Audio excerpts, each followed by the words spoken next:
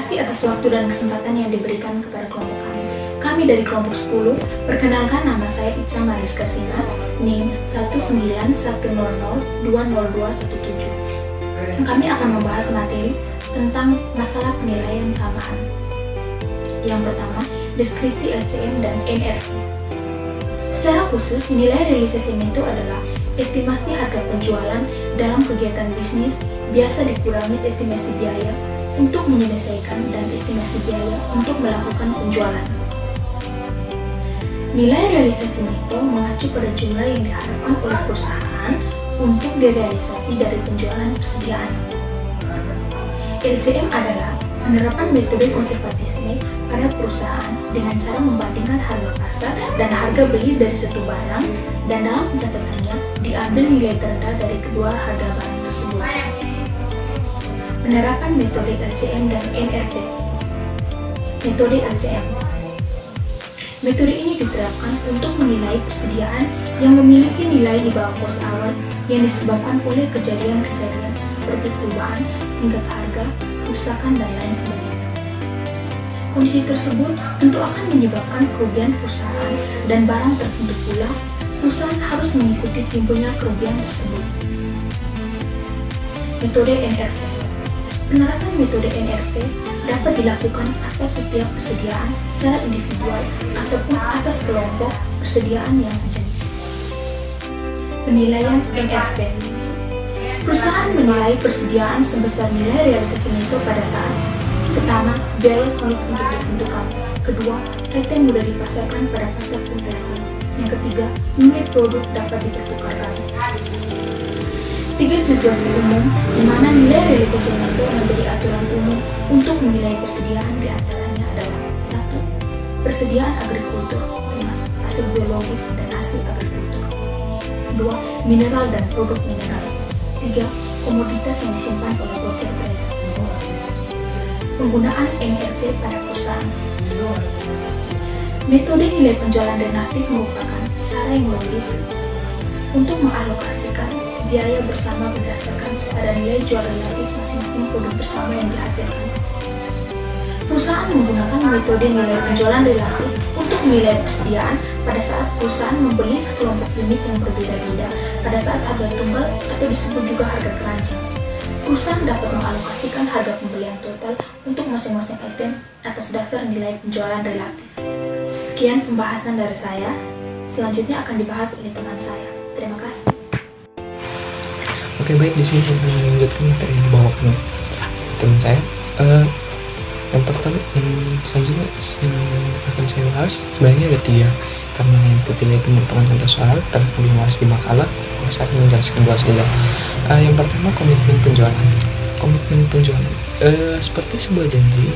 Komitmen adalah suatu ikatan, sesuatu hal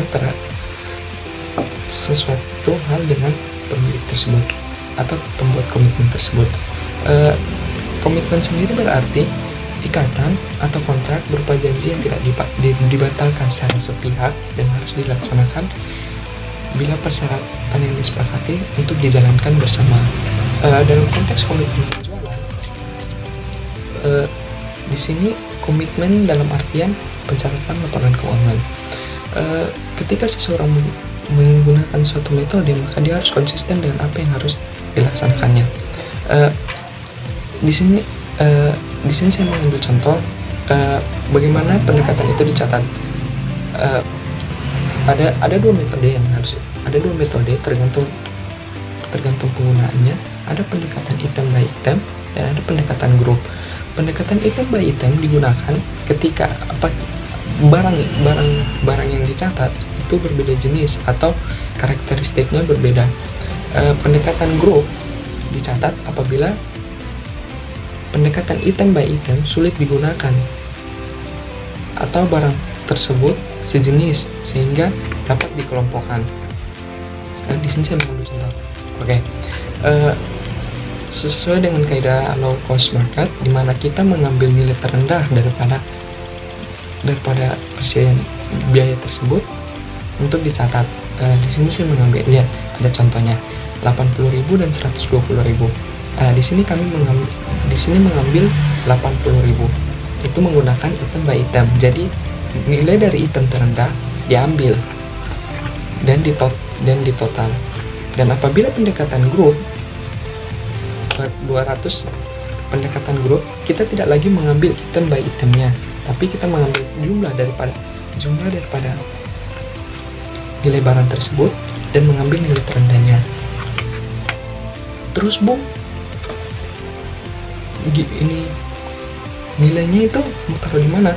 Ya, nanti nilai tersebut akan dicatat pada jurnal penyesuaian. Oh iya Bung, lupa, yang total inventory-nya itu kita pakai yang mana? Ya, kita pakai sesuai dengan yang tadi, ambil nilai terendah. Nah, kita ambil 415.000.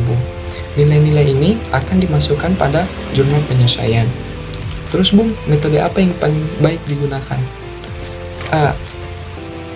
Kalau biasanya itu pendekatan yang digunakan itu pendekatan item by item, karena nilai representatif daripada barang per barang dapat diwujudkan. Kalau pendekatan grup jarang sekali dipakai. Kurang lebih seperti itu. Dalam menentukan persediaan akhir, kita menggunakan dua metode. Yang pertama, metode laba kotor. Yang kedua, metode persediaan eceran. Oke, selanjutnya metode laba kotor. Metode laba kotor dan metode persediaan eceran.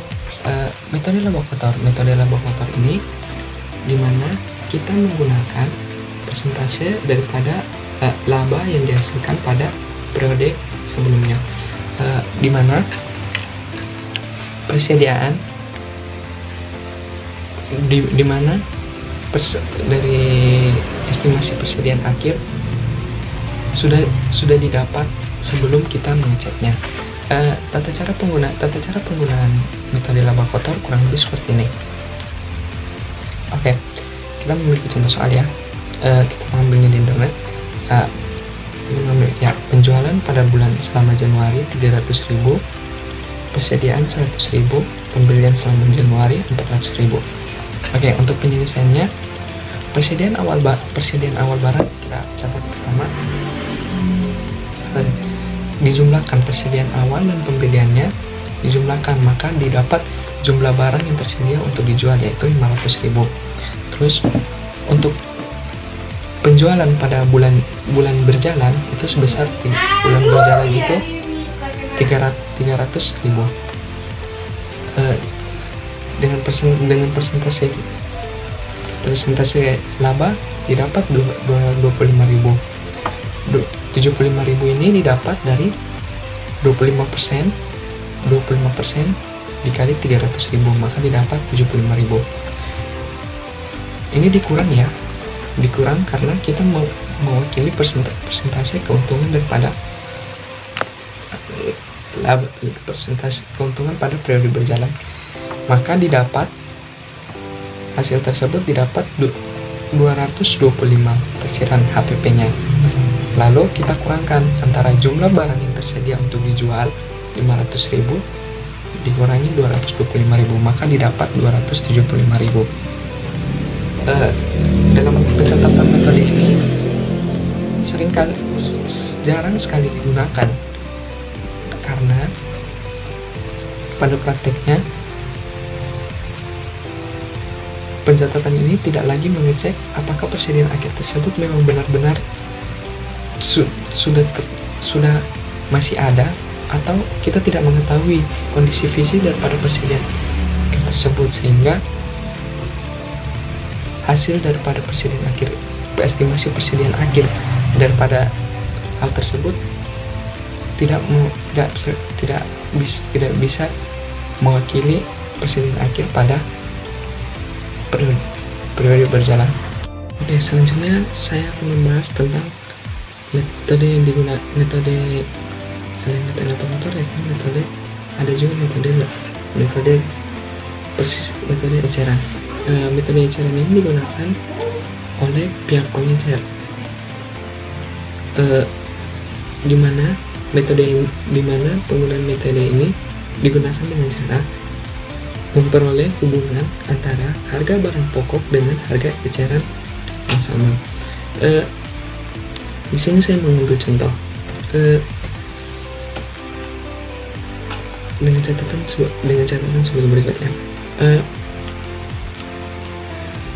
Persediaan akhir didapat dari hubungan antara harga eceran dengan harga barang pokok awal. Harga eceran tersebut kita jumlahkan jumlah persediaan awal dengan pembelian, maka didapat persediaan untuk dijual. Pada bulan ini, pada penjualan selama bulan ini didapat 1.040.000. Lalu untuk harga kos awal, harga beli awalnya itu, persediaan awalnya itu didapat 60.000. Pembeliannya itu didapat 780.000, sehingga dijumlahkan mendapatkan 840.000. Pertama yang kita lakukan yaitu mengurangkan jumlah barang yang tersedia untuk dijual dikurangi penjualan pada periode berjalan, yaitu ini didapat 160.000. Untuk memperoleh rasio hubungannya, kita mencarinya dengan rumus total harga pokok dikurangi biaya yang tersedia untuk dijual, barang yang tersedia untuk dijual maksudnya ya, begitu ya. Total harga pokok itu yang didapat tadi yang di atas didapat 840.000 per barang yang tersedia untuk dijual, yakni 1.200.000. Maka dikali 100%, maka rasio antara harga barang pokok dengan harga eceran tersebut didapat 70.000. Oke. Untuk mendapatkan persediaan akhir kan tadi saya bilang metode eceran ini didapat melalui hubungan antara persediaan awal dengan hubungan antara harga pokok dengan harga barang retail, maksud saya seperti itu ya. Didapat, maka kan rasionya kita masukkan, rasionya kan 70%. 160.000 ini dapat dari mana? Dari sini, hasil persediaan akhir. Maka didapat 70% di 90.000, maka didapat 112.000. Itu untuk harga penjualannya. Maksud saya persediaan akhir yang didapat untuk periode tersebut.